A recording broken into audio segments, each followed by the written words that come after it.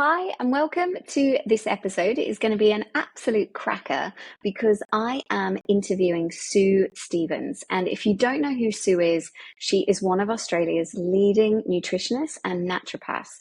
She has 27 years in clinical practice, a Bachelor of Honours in complementary medicine, a Master's in nutrition, and she's just finishing off her Master's in psychotherapy and counselling. In addition to that, she is the leading lecturer at Torrens University, which is the university where degree-trained nutritionists and naturopaths go for extra training. So to say that Sue is an oracle of health and information around nutrition and food and supplementation and herbs and medicine, and also just working alongside Western medicine, is an understatement. She is an amazing woman. I'm very, very lucky to have spent this time with her, and I'm really excited to share Sue's knowledge with you. We are going to go on a bit of a deep dive into really reducing your stress, looking at lifestyle, looking at alcohol, especially in the lead up to perimenopause and menopause, and really getting on top of your body composition and the importance of that in terms of minimizing the symptoms that you will have when you go through menopause. So grab a pen and paper. There is a lot that you're going to learn, and I will see you on the other side.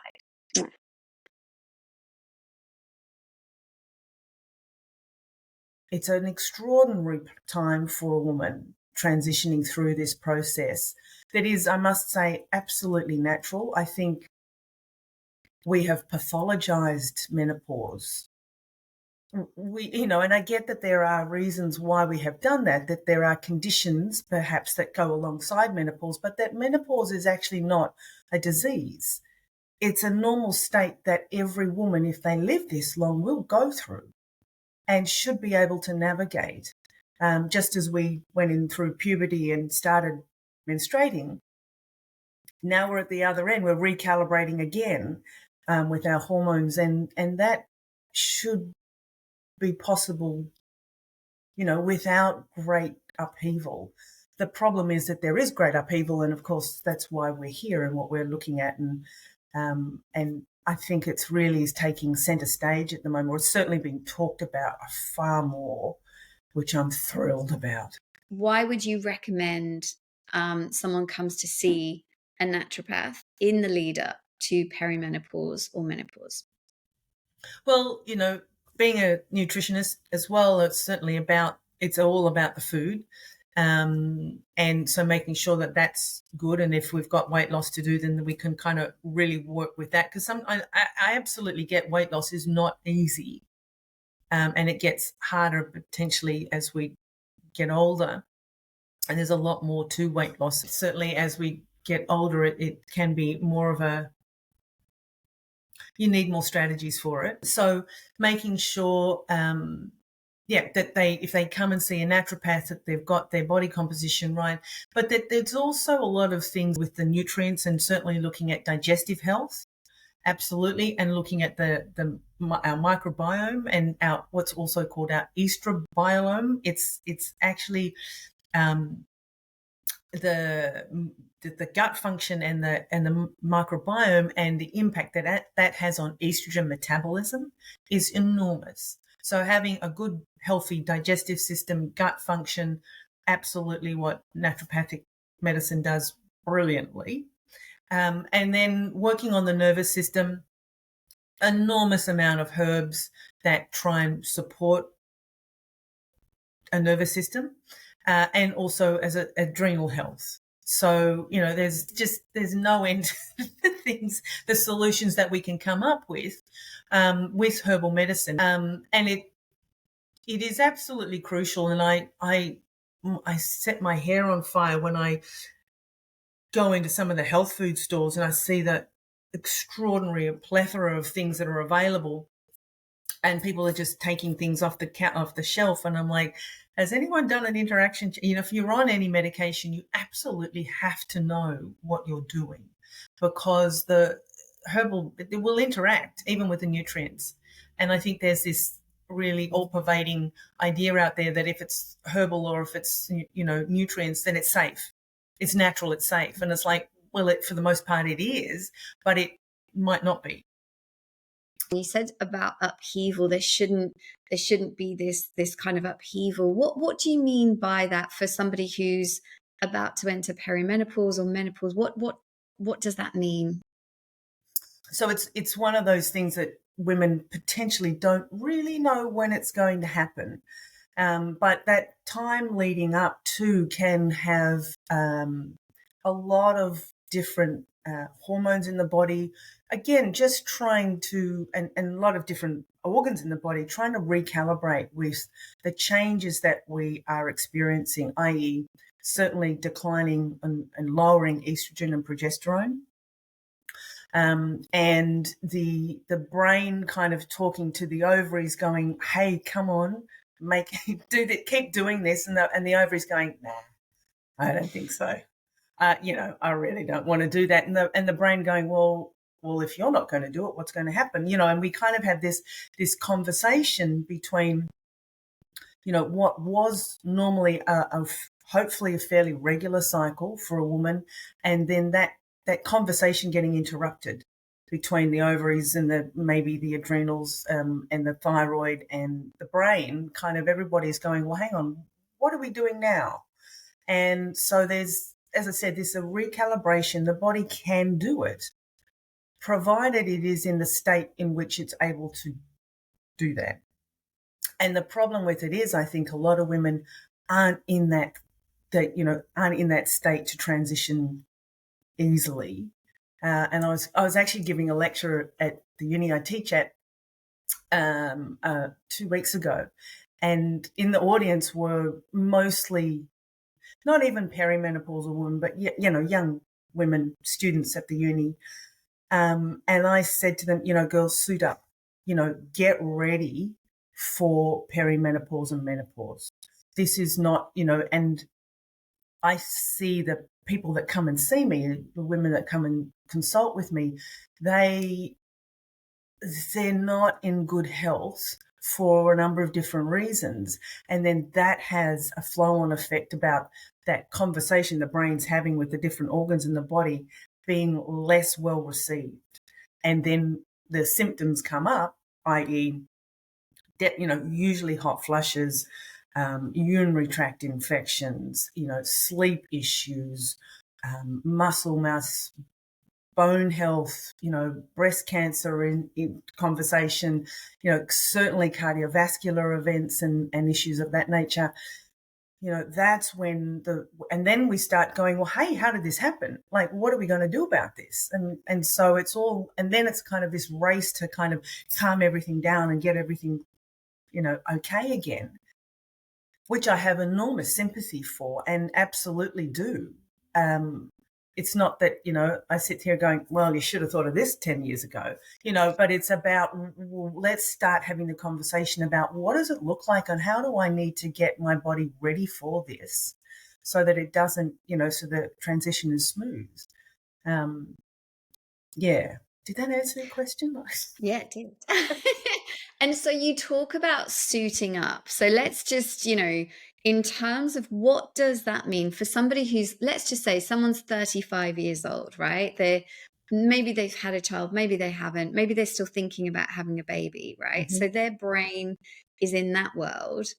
And yet, like obviously perimenopause symptoms can start from as early as 35. It's like, when do we start thinking about this? And also, what does that suiting up look like? Like, how would you describe to someone to get suited up? Through 35 and it's, usually the 40s. Typically menopause is around 50, 51. And so that's kind of the benchmark. And I've had women who have still menstruating at 57 going, when is this going to happen? And I'm like, I don't know. There's a lot of genetics involved in this. So, go ask him if any of the elders in your family, if you can ask them. But suiting up for me means having good menstrual cycle regulation. So, I see again a lot of young women who've got polycystic ovarian syndrome. I've got, endometriosis seems to be on the rise. So suiting up for me looks like getting any of the menstrual cycle issues regulated for, insofar as you can, and absolutely having a good body composition. So, making sure that you have good blood glucose regulation, that you've got, any cholesterol issues under control, making sure, I usually like to look at a range of pathology. I would run it myself, or I'd certainly look at what the GPs have run. And actually, I read pathology within a very different reference range. I'm looking for optimal rather than for disease. So we're kind of looking at things going, okay, how can we best manage this and make sure that we've got, as I said, great blood glucose control, that there's no diabetes, there's no pre-diabetes, there's no hypoglycemia, there's, making sure that they're just in general good health. And I know that potentially we're going to be talking about alcohol, and so that is also another thing that I see a lot of women drinking to worrying levels. And I just don't think it's prevalent or it's understood what those levels are. And the reasons that I think people in general drink, is to calm down, because of course we live such a hectic life. And alcohol does do that. So yes, going into perimenopause fit and healthy is one of the ways I think you can navigate more easily through the huge changes that are going to happen in your body. Yeah, beautiful. And so let's just say, I'm just going to throw a scenario. Obviously, I know you would need a lot more information than this, but let's say a woman comes in, she's displaying all the symptoms of being in perimenopause. She is having hot flushes, her sleep's been affected. She's really anxious. Let's just say, I'm not testing you. I'm just giving, just so listeners could kind of understand. But let's say she comes in and she's at, I don't know, 40% body fat composition. Her glucose is really high. She eats a lot of sugar. She eats a lot of chocolate, maybe alcohol as well. I mean, what would be the first thing that you would want what would be the advice you would be wanting to give to that person to make some changes to help them navigate through menopause and obviously really start to look after their health? So it's what we eat and it's when we eat it that are really crucial. I would suggest if certainly having protein, and I almost feel it's too simple just to say eat your protein, but it is, and the studies now looking at certainly that first meal of the day, and that would be breakfast, and that would be before 8 o'clock. I know there's a lot of people out there who are doing fasting, and I'm happy to talk about that and what my take on and what I understand to be helpful in fasting, because I think it is actually helpful.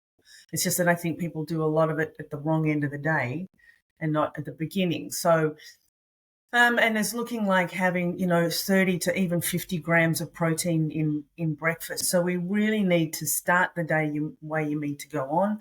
And it's really going to help if you've got stable blood glucose, which of course you will get by consuming 30 grams of protein.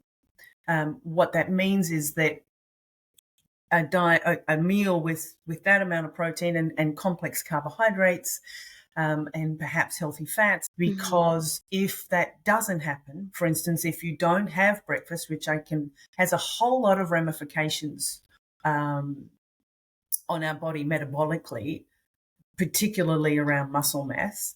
But if we have, a sugary breakfast, what will happen is we will run out of that energy pretty quickly. So part of what will happen is we can actually burn our body fat stores to help our brain get energy through ketosis.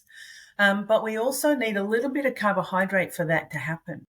And in the body, we'll actually actively break down our own muscles to give our body that little bit of energy to help burn the body fat, which is not a huge problem as long as you've, as I said, going back to the protein idea, as long as you've got adequate protein in through the day to help stabilize that muscle mass so it doesn't disappear on us. Back to your idea that this young lady's come in and she's going, I'm a little bit overweight, my blood glucose is high. It's like, okay, let's stabilize that with food, have it stable all day, and as a result, perhaps even out that blood glucose so that you don't get anxious, because that's the other thing.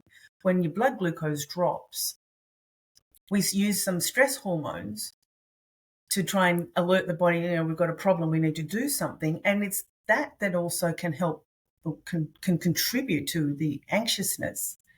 Yeah. So, which is horrible.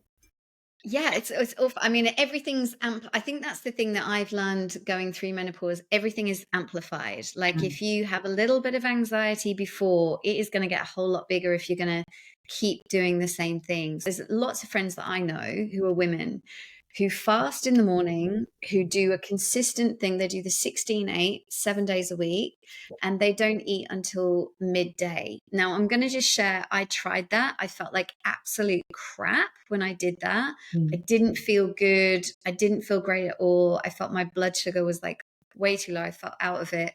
And so I've adapted my fasting so that I eat in the morning, and after I spoke to you, I make sure it's before 8 a.m. So can you explain to me what fasting does to a woman's body and why it is detrimental, especially to a woman, to skip that breakfast time, and what that does, especially connected to menopause? Well, firstly, let me say there are a couple of different kinds of fasts. In a religious fast, we're not talking about. And there are also particular fasting and ways of eating that are useful for, epilepsy and medical conditions. So we're just talking about, I want to help my metabolic flexibility. I want to maybe lose a little weight. I want to fast. And so what I would say is through this transition is that estrogen has a bit of a love affair with insulin. So as our estrogen declines, so does our response to the insulin. And insulin is our fat storing hormone. If I eat carbohydrate, and I do, but if I eat carbohydrate, then the body, releases the glucose into the blood. And so it is insulin's job to actually go, wow, there's glucose in the blood. I'm going to put that in the cells. Thanks very much. And so the more carbohydrate that we have, the more insulin we need to do to put into the cells. And at some point we can get what's called insulin resistance, because the body will then, keep having this glucose in the blood, and the insulin, is kind of putting it into the cells, and the cells are going, no, thanks, I've had enough. So if my estrogen and my insulin have such a love affair, what happens is with that decreasing estrogen, the insulin sensitivity also reduces. At menopause and through that transition, we actually go insulin resistant. So as we get through into this transition, perimenopause, menopause, the breakfast becomes really, really important. We've got to set the body up. And at all costs, preserve that muscle mass. And certainly we need to make sure that we've got the breakfasts in there, again, to have a steady flow of energy. We know that the research is looking at saying people who eat a breakfast and before 8 o'clock, strangely, they did a research where it's before 8 and before 9, and the people before that were eating a really good protein-rich breakfast were able to eat less calories through the day. So that in and of itself just means, well, okay, I'm going to lose more weight if I eat less. And so, trying to run a brain and work effectively on no fuel, and the body having to compensate in many different ways, i.e. burn muscle to get your body the fuel, and then, jacking it up on caffeine, it's not a good place to be. And when people say, oh, I lose weight that way, I'm like, I would do, and I do in my clinic, I do body composition. So I absolutely look at everyone who comes in and I make sure I know exactly what they're losing. If they're losing body fat, great. If they're losing muscle mass, we got to talk. So making sure that our cortisol and our blood glucose is stable through the day is often one of the keys to allow our body to get to sleep. Because our stress hormones from an evolutionary standpoint are saying to us, you know what, we've been stressed all day and in danger, or danger in inverted commas, all day. And so going to sleep at night could actually be risky. You know, there might be a saber-toothed tiger coming to get us. And so what we have to do is, you know, and as a result, the stress hormones will not allow us to get into that fourth stage of deep sleep. We might even have difficulty getting to sleep, staying asleep, and we'll definitely wake up tired. So, you know, from another point of view, making sure that we've got a steady flow of energy from our food is actually also crucial in helping us get a really good night's sleep. Beautiful. And I know when we spoke previously, and I feel like you've covered some of it in here anyway, but can you explain to me what metabolic flexibility means and why it's so important for women going through menopause? So the metabolic flexibility, what we're trying to do is we know that our bodies like to run on glucose. Already mentioned that. And hopefully they'll do that through the day. And then the fasting idea comes, well, okay, and there's the 16-8, and that was done in a lab. And so when we do research, it's like, well, that's interesting, but then how does that translate into the real world? And so if you can do a 16-8, more power to you. But if you can't, there's research also to look at like a 10-14, so eating in a 10-hour window, which I can do, and fasting for 14 hours. And the fast begins, you know, so that's meaning that your last meal of the day is as early as you can get it, is when your body can switch into being this flexibility, is starting to use the body fat for energy, because we're not eating. But we're also not putting a huge stress on the body by demanding that it does a pump class or it does a spin class or it has to think for, you know, hours on end at work. And so it's that flexibility comes through the fasting at night. And then we get up and we break fast. We break our fast with, again, the adequate protein, good complex carbohydrates, healthy fats. And then we eat again in that, you know, that literally that circadian rhythm is a really great, eat with the sun. Every cell in the body has a clock gene. It has a gene that responds to the light and dark in our world. And so it makes, it kind of just is a no-brainer to go, well, let's work with that rather than against it. And I see a lot of women who come to see me who've kind of almost got social jet lag, you know, from staying up late on, dare say, scrolling on a phone and doing all sorts of things like that.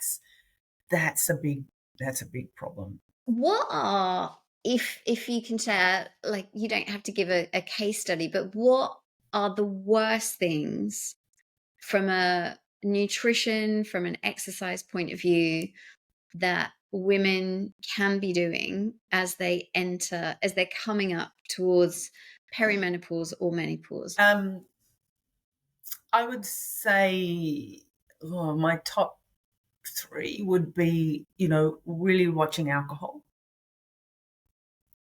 Just because of, as I said, the insidious nature of that. And it can just creep up, and suddenly it's, you know, 1 glass and 2 glasses and then half a bottle and then, you know, a bottle. And no judgment around that. I really get it. I really understand why women do that, and it's not good. Could you just sorry to interrupt your train of thought, because we've got 2 more to go, but I just want to touch on, why is that? Why is alcohol so detrimental, just in general, but especially for women in menopause? Yeah. So again, full disclosure, I drink. I don't drink a lot. And there's actually some research to go actually light to moderate drinking, which maybe I'll back it up and say what a standard drink is 100 mils of wine, a middy of beer, a shot of spirits. That's a standard drink. Light drinking is 1 standard drink a day, moderate is 2, and then heavy drinking is more than 2 drinks a day. What I would say about alcohol is it's poison. It's ethanol. It is actually poisonous to the body. And so what the body has to do when we drink that is it has to put everything else on hold and go, hang on a minute, I've got to go and deal with this. I've got to deal with this poison that you've just put into me, and nothing else matters at that point. So, our liver health can really take a significant load, but it at some point will also be hugely affected by the amount we drink. It's refined carbohydrate. So again, we've got the blood glucose issue, and total calories in a day, which of course, we generally drink at night. And so when you're not moving, of course, you're not going to be, the insulin has to grab that carbohydrate stored in the cells. It's stored as, energy and body fat rather than being expended.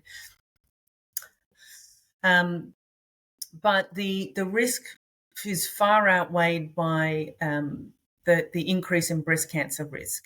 So 1 standard drink increases our risk for breast cancer by 9%.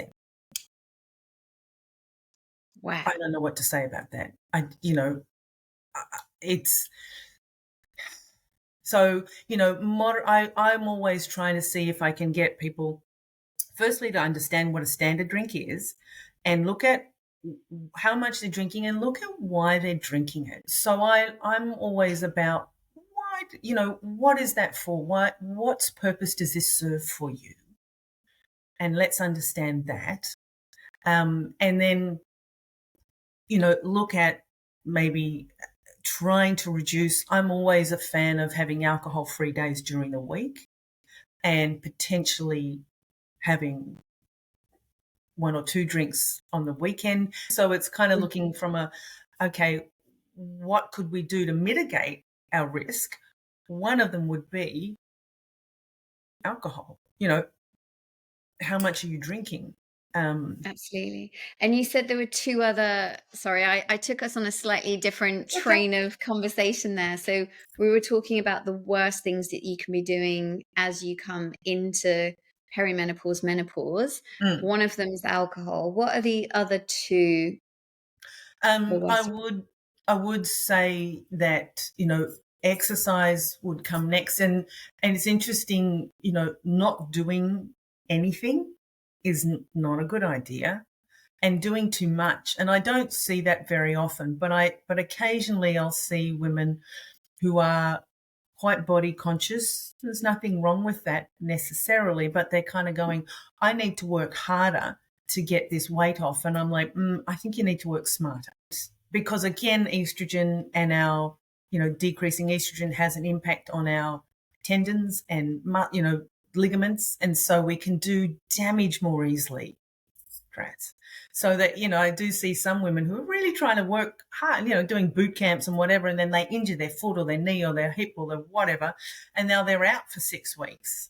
And the other thing too is too high intensity can actually, again, be a stress on the body, which is not the look we're going for. And it might have been something you could do in your 20s and 30s, but it's now moving into this transition period. It's not actually serving us. And the other thing I would say about exercise is resistance. Do strength training. We will lose muscle mass in and of itself every decade. So we actively have to do something to protect that. And that would look like adequate protein, weight-bearing activity, resistance training, and good sleep, because that's when I repair my muscles. So those 3 things for muscle mass to improve have to happen, which of course will also in turn help with bone health. And also the more muscle we have, the more metabolically active we'll be, the better glucose disposal we'll have, the better body composition, blah, blah, blah. So, it's definitely alcohol exercise training, and diet. I mean, I don't know that they're necessarily in that order, but it's kind of those three things. Yeah, beautiful. And in terms of, I know there's been a lot of conversations on YouTube, all over the place actually, about for every one man who has Alzheimer's, there are two women who have Alzheimer's. And there are studies now that are connecting that back to menopause. And so I'm just kind of piecing up my own bits and pieces, and I'd love to get your expertise. Is that connected to insulin, or is that something else that I just haven't figured out yet? No. And I would start this conversation by saying Alzheimer's is a really complex condition. It's not just one thing that's getting, I do this and I get Alzheimer's. There's not, unfortunately, would that we did have that, because then we could fix it, right? But there's multifaceted approach to supporting Alzheimer's. But it is also known, I heard many years ago, it was coined as type 3 diabetes. So diabetes of the brain. So if my muscles and my body is insulin resistant, then my brain that runs on glucose will also be potentially insulin resistant. And then as a result, as I mentioned earlier, the brains really want to run on glucose. But if it can't get the glucose in there, then of course it's going to struggle. What could be, if somebody came to you now and said, I want to start preparing myself for menopause, what would be 3 things that you would say to someone right now to get them on top of everything they need to do to go into perimenopause and really easily move through that? Get good body composition, top priority. Make sure that you've got an adequate muscle, that you've got good body weight. You're not too lean, because that's not actually good either. And you're not overweight. Simple, obviously not very complex, but really, really, really important. That you've got a good sleep-wake cycle, that you actually work with the circadian rhythms of your body, making sure that everything's as good, and I understand there are going to be days and weeks perhaps where, all hands to the pump, things are going crazy, you need to, do that. I get it. So those kind of things I think are absolutely crucial. Body composition, good sleep-wake cycle, great nutrition. And, if I'm stressed, the 3 systems of my body that perhaps are put on hold, another technical term, but the 3 systems of my body that are less well, that have less blood flowing to them and therefore less attention, are going to be my digestion, my immune system, and my reproductive system. Because in fight or flight, which of course is what your body's being told if it's stressed, you don't need those 3 systems. We don't need to sit down and eat a meal if we're going to run away from a tiger. That's just makes sense. And that's fine short term, but long term, of course, if we decrease our body's ability to digest food as well and absorb the nutrients out of it, well, then there's a recipe for disaster. A lot of women around menopause can have, autoimmune conditions flare up. That's not uncommon. And so we can support that just through that transition, but also, calming that immune system down. And in terms of, I know you've got a very special project that you are, it will be launched by the time that this podcast goes out. But can you tell me about the Menopause Program, why you've created it, and what results women can expect to get from taking part in the program? Thank you. Yes, it's, it was a little passion project of mine as I entered menopause and kind of looked around and went, what's available? And I was just shocked at the lack of anything when I was starting to have the same conversations with all these women. And I'm like, I really need to write this down. It's like, and then I kept referring them to the same kind of practitioners. And so what I thought would be helpful is to have a program whereby I just did a kind of a bit of a brain dump about all the things I think are absolutely crucial for the transition in menopause. And then it has evolved into this 6-week program. First week's free. You can actually have a look at it and see if you like it or not. And there's some information in there, and you meet. And I also then had to get involved all these other experts, because whilst I am a naturopath to my bootstraps and believe that we have the answers for what ails the Western world, I can't do it all on my own. Like, it does take a team. Like I talk about, you need a cheer squad. And so I involved a good friend of mine who's a caterer and nutritionist, and we're actually writing a cookbook at the moment too, which won't be released by the time this podcast come out, but it's coming. What happens is each day I will release, or there is a video recording on what's going on that day, and some suggestions, quick, simple tips, and also handouts. And then we have at the end of the week a half-hour session with the expert of that week. Week 2, I've got my meditation teacher, Joshua, coming along to try and talk all things meditation and what that actually means, what can it look like.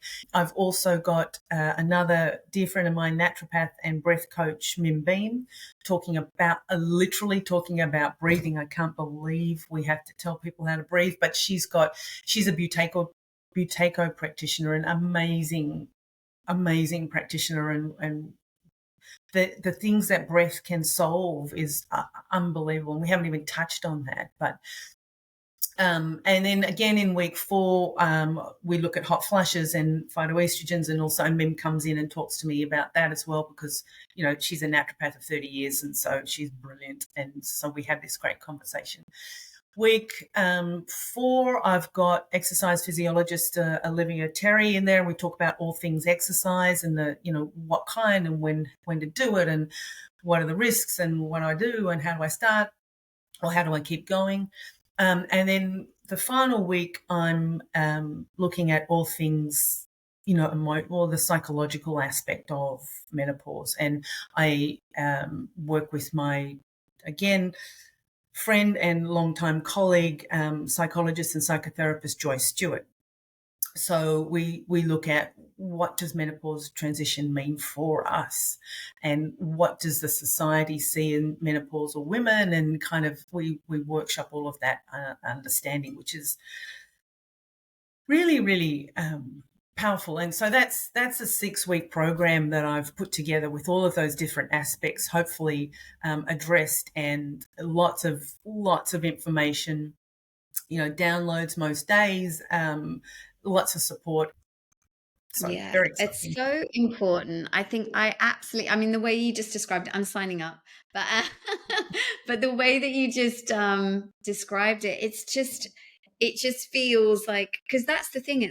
I just know I just had to scramble around, right? Like, that's what I did. It was like, there was no time. I was in it. It was scramble and get as much information that you can. And a lot of that came from YouTube. So I think, having all those different aspects, having the naturopathy, having the nutrition, having the, strength and conditioning, the exercise, the psychology, the meditation, the breath work, and just bringing that all together. And they are just the crucial parts, to the support that you do actually need, because you literally are going, how do I stop feeling anxious? And you're just like, I don't even, you're in such a state. So I think, well done on putting such an amazing program together. And I know Nim as all well. evidence-based. So I'm really excited about it. And I think, is the foundation that I think women need and then of course, if they find that that's not enough, then they can go and consult someone if they need to. But this is kind of like the bottom line for put this together. I actually had a look on the website yesterday, and was looking through everything that was involved, and I was like, this looks amazing. So as well, Sue, where can people find you? What is your website? Where can people find your work, or come and see you, or book in with you? I'm Handcrafted Health, and so handcraftedhealth.com.au, And then I don't forget the AU. And I am practicing in Sydney in Neutral Bay. People can come and see me in person, but I also, I mean, telehealth is huge, so they can do whatever. Come and see me online as well. Was there anything else you wanted to say to women going through this, or any additional advice? I think, you know, the way that menopause is talked about in society and in media or whatever, you know, a lot of women are like, oh, I don't want to go through it. Like, I mean, you know, and some of the students that I teach, they're like, oh God, I don't want to go through menopause. I'm like, no, it's okay. You know, it's actually, and menopause is a superpower. You know, I think we forget that actually living this long is a privilege, and that this transition means that we can now, it's an interesting psychological and physiological process, but that it is something that we, from an evolutionary standpoint, you know, the tribes would not have existed without menopausal women who did the bulk of the work. Like, they now take care of the generations before them, and they're able to pass on what they've learned and the wisdom. It's like, I think we've forgotten and how fabulous menopause is and can be. And one of the last things that I do, you know, in that Thrive Through Menopause program is to embrace the crone, you know, to embrace the wisdom and the idea that we have got so much to pass on, and we've accumulated so much, and that it is actually a gift and you know, yay, menopause, superpower, let's go. Like, jump in the water's fine. If it's not, we can figure it out. Don't, as I said, suffer in silence. Do something about it. Absolutely. I love that. Fight the fight, Sue. I love it. Oh, well, look, it's been such a pleasure talking to you. You have got so much information, like just so much wisdom. And, you know, you've just been so generous in really going into so much detail with the questions today. And I know we will, if you'd like to, we will end up back here again talking about this. Anytime, more. anything. Love it. Thanks so much, Emma. Lovely. Thank you. Thank you.